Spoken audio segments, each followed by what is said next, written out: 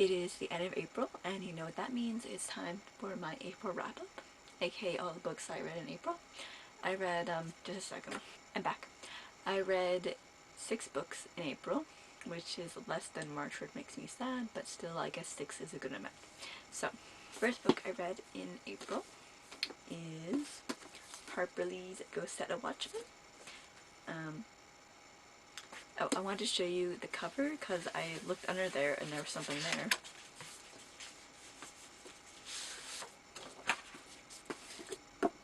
It has her signature there. So it's like a signed book, but not really. That's the closest I'll probably ever get. So, this was a reread. I was so excited that a sequel came out because I like To Kill a Mockingbird a lot. I think that Scout's personality is very similar in this one to the other one, which is good because she's very jokey. More jokey here since she's an adult, but and I like her sense of humor and her wittiness, and I like that a lot in a book. This was written like before To Kill a Mockingbird, but it didn't get published until a couple years ago. So like a lot of the stuff that's in here is in To Kill a Mockingbird, and that's pretty cool. I was disappointed about some of the characters not like being in the story because I wanted to know more about them, and of course they're so like recognizable, but they weren't in there, so that was sad. And then I think like I wrote people are different than they seem, so I guess I was just trying to say that that's like a theme in here. Yeah. And then also in here there's like flashbacks to her childhood, which I liked a lot. I guess I like flashbacks in books. The next book I read was Eleanor Park by Rowell. This was a reread, and it's still good now, and it's historical, which is always a plus with me. And it was fast-paced, and it's told like between 2 people, the guy and the girl. Or so what's that? And I guess that's okay. Sometimes I don't really like that. I prefer like just the one person telling the story. The chapters are short, which is good. It makes it fast-paced. And it's just a cute romance, and there's lots of very interesting like references in here, like the pop culture and all that. There's a lot of that in here, which is fun to read. And also this is pretty funny, and it was witty again, and they're very like sarcastic with each other, and it's just so cute. And the ending to me was like sad and like not very explained what was gonna happen, but I don't know. I guess you're supposed to make it up yourself. Is that what books want? I don't know. Next one I read was Delirium by Lowry. This was a reread, and I still like it now. And it also has a cute romance in it. This is like dystopian, where like there's something going on in like the world they live in, and it's going wrong, and everything's going wrong, and that kind of thing. And like it's an interesting concept about the love being declared a dangerous disease, and then they have to have a cure to like rid them of it. The ending in this was sad. However, I thought that something happened in the end to this that made me not want to continue the series because this is a trilogy, but now that I know that didn't happen, I guess I was spoiled for it. But, I mean, I don't really care about spoilers anyway, it doesn't matter, I'd still read it. But now I might continue the series. The next book I read was The Giver by Lois Lowry. This was a reread I read in school, and I still really liked it now.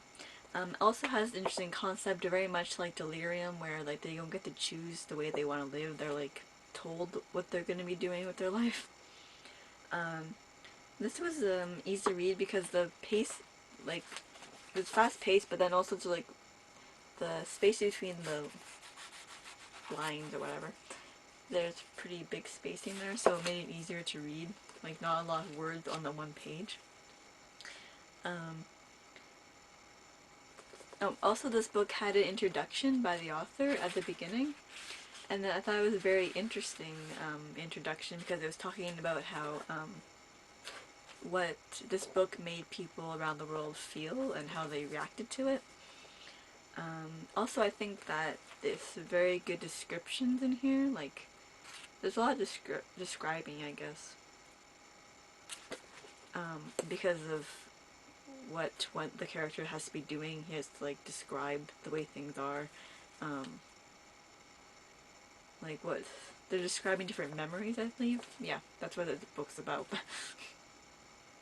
And then there are 3 other books in this series called Gathering Blue, Messenger, and Sun, but I don't know if I really care about continuing the series because I don't think they're about the same character. I don't really like I'd rather read about the same character than read about a different character, so I think I'm just gonna read this one. Just this one. I'm not gonna bother continue the series or companions. I guess they'd be more called companions if they're about a different character. So those are the 4 that I definitely wanted to get to, and then I got the 2 more. Motorcycle. So I got to a classic that I've been wanting to read for a long time, which was Jane Austen's Pride and Prejudice. And this is long, but I got through it like quicker than I thought I was going to. The chapters were pretty short, I guess maybe that's why, but of course, a lot of writing there.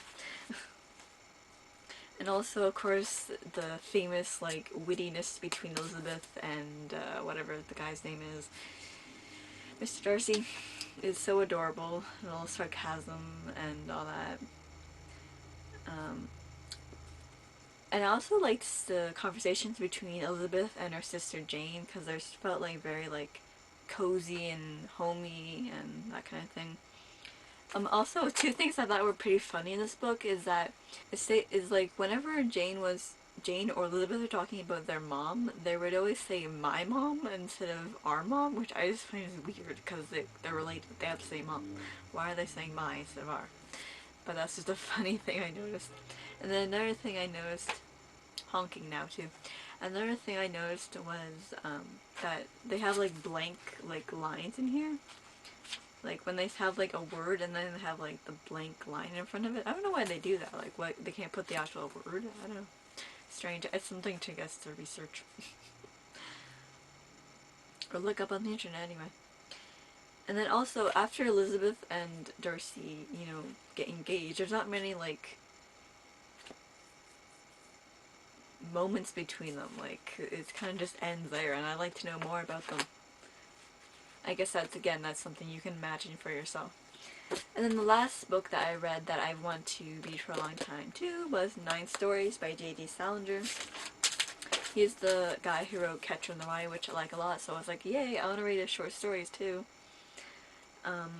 He's very like conversational, I have to say. Like there's a lot of conversations in here, but that's good because his conversations are very like, I think he's full of sarcasm as well and wittiness and all that good stuff that I like. And a lot of times it felt like I was reading Catcher in the Rye because the conversations that like the characters in here felt like Holden from Catcher in the Rye. So like they're very smart alecky, I think. I think I like the first story the best. The first story is A Perfect Day for Banana Fish. And then I liked a certain part of that one, and then I liked a certain part of Just Before the War with the Eskimos, and also from Esme with Love and Squalor. I like those 3 because they have those conversations that I was talking about, how like they're like very jokey. Maybe some of these I didn't like, maybe they were a bit boring, but those 3 had what I like in them. Especially The Perfect Day for Banana Fish, but with the character Seymour talking to Sybil, the little kid. Like, for example, from that story, Sybil saying that her bathing suit is yellow, but Seymour's saying that it was blue, and then he's like, well, she says it's yellow, and he's like, it is, come a little closer, so she comes closer, and he's like, you're absolutely right, what a fool I am. And just so, like, weird and strange and funny. And I just dropped it. Anyway, those are the, what was it, 7? Those are the 7 books that I read